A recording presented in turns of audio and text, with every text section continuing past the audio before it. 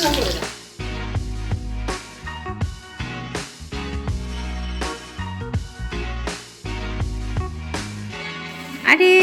মুখ কেন ঢাকছিস?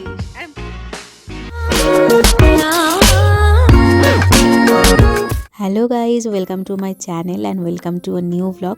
তো অনেক দিন তোমাদের সাথে ব্লগ শেয়ার করা হয় না, আর পরীক্ষার জন্য যে ব্লগ শেয়ার করতে পারছি না সেটাও কিন্তু আমি জানিয়েছিলাম। আর আজকে কিন্তু একটা স্পেশাল ডে, আর এই ভিডিওটা আমি আগেই বানিয়েছিলাম বাট এডিটিং করা হয়নি। তো চলো আজকে তোমাদের সাথে পুরো ভিডিওটা শেয়ার করি আর দেখতে থাকো আমি কি রান্না করি।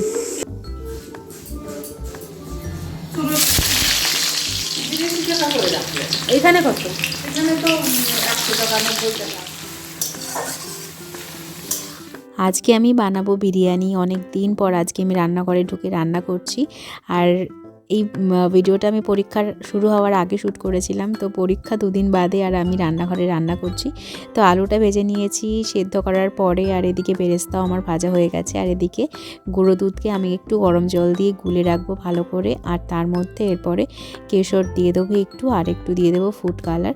তো দিয়ে এটাকে রেখে দেবো, তো সুন্দর একটা কালার আসবে বিরিয়ানিতে। তো তারপরে আমি আবার পেঁয়াজ ভেজে নিচ্ছি আর একটু টমেটো দিয়ে দিয়েছি। আর মাংসটাকে তো আমি আগেই মশলা দিয়ে ম্যারিনেট করে রেখেছিলাম। তো এবার একে একে মাংসটা দিয়ে দেবো। আজকে কিন্তু মাংসের পিসগুলো বেশ বড় রয়েছে বিরিয়ানিতে, তো রান্না করতে কিন্তু আমার হাতটাই ব্যথা হয়ে গেছে। আর পরিমাণটাও কিন্তু খুব একটা কম নয়, অনেকটাই পরিমাণ। 2.5 থেকে 3 কেজি প্রায় মাংস আর 2 কেজি চালের বিরিয়ানি আজকে আমি করছি। এবার প্রশ্নটা হলো, আমি এত বিরিয়ানি কেন রান্না করছি?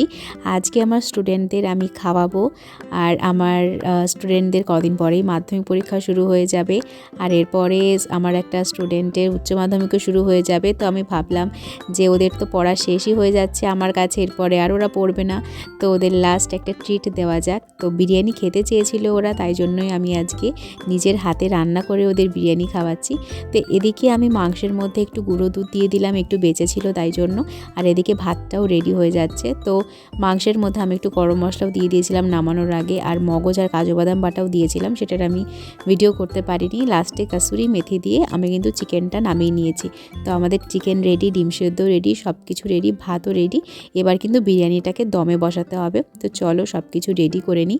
আর দমে বসানোর সময় কিন্তু আমি ভিডিও করতে পারিনি, একা একাই আমি পুরোটা করেছি যেহেতু, তাই ভিডিওটা তখন আমি করতে পারিনি। তো দেখো এবার আমি দমে বসাবো। আমার বিরিয়ানি কিন্তু একদম প্রায় রেডি হয়ে যাচ্ছে। দেখতে তো বেশ সুন্দরই লাগছে, খেতেও কীরকম হয়েছে সেটা তো জানি না। তো আমার স্টুডেন্টরা এসে গেছে আর খাওয়াও শুরু করে দিয়েছে, তো ওদের কাছ থেকেই শুনে নাও। আরে মুখ কেন ঢাকছিস? আরে মুখটা একটু দেখা, দেখা একটু মুখটা দেখ ইউটিউবে দেখা। এদিকে তুই তাকে খা। বল কেমন হয়েছে বিরিয়ানি খেতে? কিছু তো বলছিস না। ভালো ভালো হয়েছে? বিশ্বা কেমন হয়েছে বল, আর একটু ক্যামেরার দিকে তাকিয়ে বল কেমন খেতে হয়েছে। বিরিয়ানিটা মোটামুটি ভালোই কিন্তু খেতে হয়েছিল, আর বিরিয়ানির সাথে স্যালাড নিয়ে আমিও খেতে বসে গেছি। আর আজকের এই বিরিয়ানি বানানোর দিনটার থেকে কিন্তু আমার শরীরটা ভীষণ খারাপ লাগছিল। এই যে খেয়ে দিয়ে আমি শুয়ে পড়েছিলাম, তারপরে শরীরটা খুবই খারাপ হয়ে গেছিলো। আর এক্সামের আগে তো আমি বিশাল ঠান্ডা লাগিয়ে ফেলেছি। তো আজকের ভিডিওটা এখানেই শেষ করে দিচ্ছি। আশা করি তোমাদের ভিডিওটা ভালো লেগেছে। ভালো লাগলে একটা লাইক করে দিও, আর দেখা হবে নেক্সট ব্লগে।